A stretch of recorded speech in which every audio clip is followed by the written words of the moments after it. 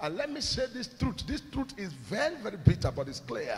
This truth is that the generations of the people we are having now, the upcoming generation, can never ever be defeated by any former generation. It's impossible.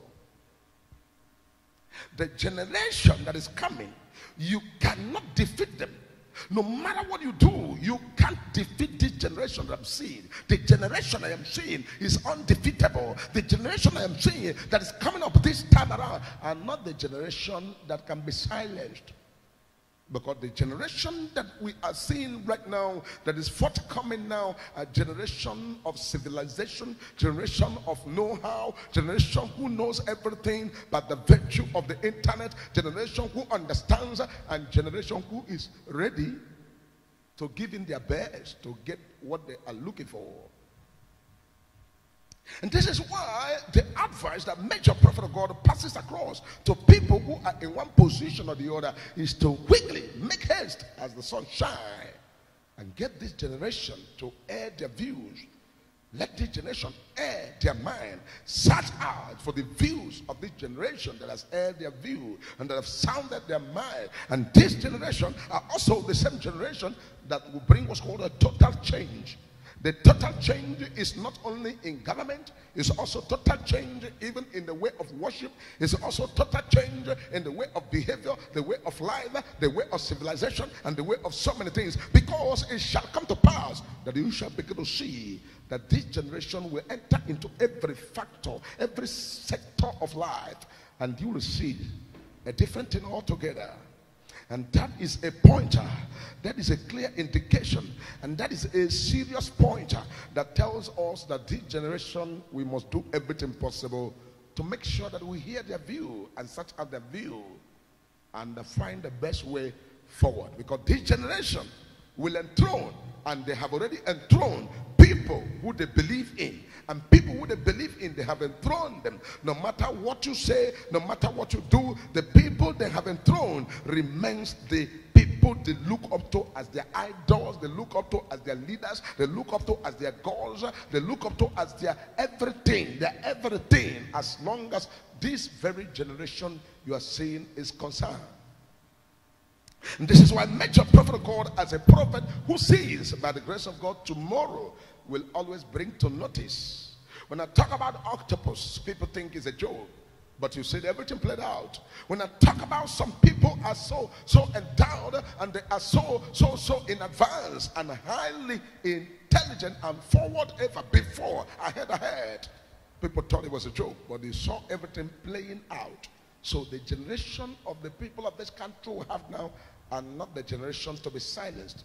They are not the generation to keep in the darkness. They are not generation that you must use force or use whatever. Because I am seeing right there in Finland what has happened just this few days ago has already enthroned the man called Simon Ekpa, already enthroned straight away there at the world level and world class.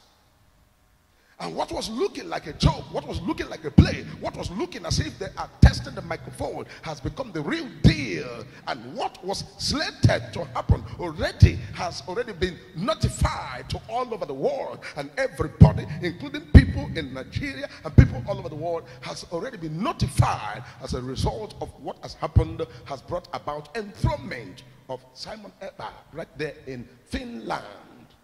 You see, when a prophet is throwing a light is for people to understand the happenings in the realm of the spiritual, the realm of the physical, and be able to sit together and discuss what is best.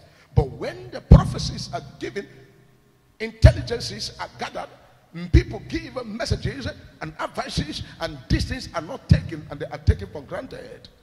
It turns the other way around. There are mistakes that people make. They think this mistake we are making, is the best. But this mistake ends up never to be the best for you. So major prophet of God is a prophet.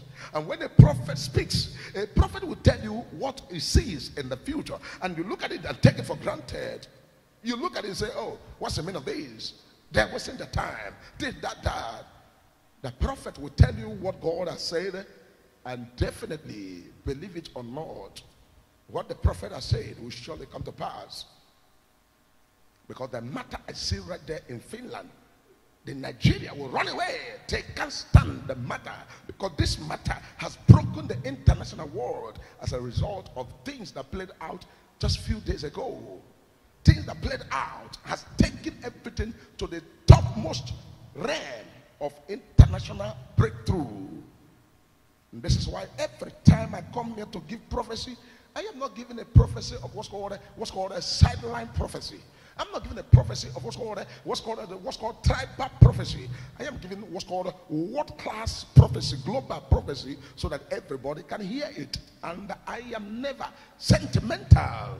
I make sure that I give the prophecy and the revelation the way I see it, because revelation is spiritual. Revelation is not carnal. Revelation is wisdom of God to humanity. When God begins to reveal deep things that are spiritual to a common man, and the common man understands the handwriting on the wall and begin to give the message the way they are. Because this is what's called the new generations of nowadays. Because what is going to happen, and what I'm seeing right there, is not only for the people of Biafra. This is an issue that will also cut across to other tribes in this nation, and people are going to pursue suit and follow suit. And this was called the people of Biafra, and this was called the Oduduwa, and this was called the Arewas, and this was called different people begin to now choose a way that you yourself be wondering, how manage these people choosing this way? And this is what would have been on a platter of what's called a round table discussions. A round table discussions and a round table agreement. But most times, things that are supposed to be discussed and dialogued are taken for granted. Rather, we chose to go and enforce when we are supposed to dialogue. Instead of dialogue, we want to use force. You cannot use force. You can only use what's called diplomacy. You can only use what's called dialogue. You can only use what's called discussions. You can only use what's called a sitting down agreement. But the fact is that everything has broken off right there in the international world. And that's why major prophet of God will bring every revelation the way they are. Because before they begin to happen today, yesterday, day before yesterday, a week ago, major prophet have seen it over the years and I prophesy all of these things. And they begin to play out. When I was giving prophecy, I said this was called litigations. I said this was called international paperwork. This was called recognition. And this was called all of these things. These are prophecies I've given like 2-3 years ago and a year ago. Because major prophet of God, nothing can happen at the back of the Almighty God. The scripture has it that before anything happened on the face of the earth, God has seen it all, and God will always tell his people. And I want to make this fact clear. In this part of the world, all the tribes in this country are very, very unique, with very special gifts that God has given to them, with very special endowment that God has given to them.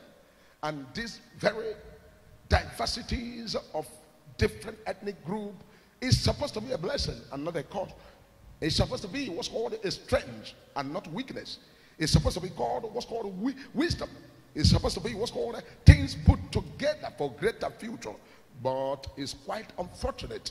There has never been harnessing or what's called management or what's called looking into these things and making these things the best out of it. What is in this world is that whatever is given for us to make the best out of it. If you have a talent, God has given you the talent to make best out of it. If you have a gift, God has given you that gift to make the best out of it. If you have understanding, God has given you that understanding to make the best out of it. And the moment you make the best out of whatever God has given to you, you will place yourself before kings, before great men, before people, before high, top-notch international greatness.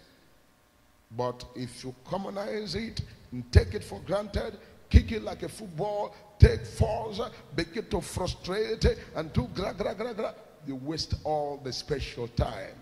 And this is why I keep on saying this. The tribes in this country are very unique.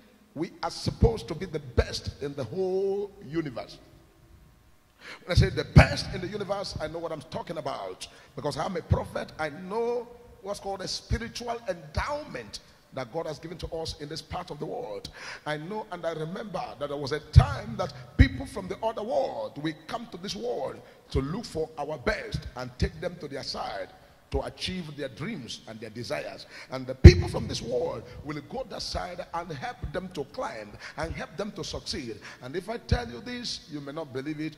All the success in any part of the world you have seen is as a result people who come from this place and went over there to give them the success, and they were able to manage it, harness it, and take the best out of it and project it.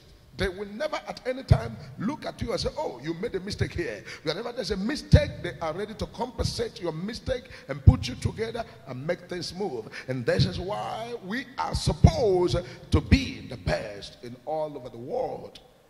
But management has destroyed and devastated everything that God has given to us. And secondly, tribalism, nepotism, and what's called jealousy, and what's called people looking at people. Oh, how can it be people from here? How can it be this? How can it be that? It has jeopardized everything. You see what you cannot do better, instead of it to give a chance for your brother who can do it better to do it. You say, no, I want to try it myself. I want to play it myself. You go to the field of play. You want to play football. You enter into the field of play, and the people begin to play the football. You say, no, no, no, it is my brother that will enter into the field of play. And because somebody who can play better than your brother is there, you say, no, take my brother. Leave that one. Remove him. Does he have a brother? Does he have somebody? Does he have anybody? It doesn't have. Take my brother, take money, and your brother goes in to bring a shame. This is the problem, and this is disappointment, and this is what has crippled everything. This is what has bring what's called the pains and all this disappointment. This is what has make things not to be the way they ought to be. But major prophet of God is here, what's called the prophecy of the season.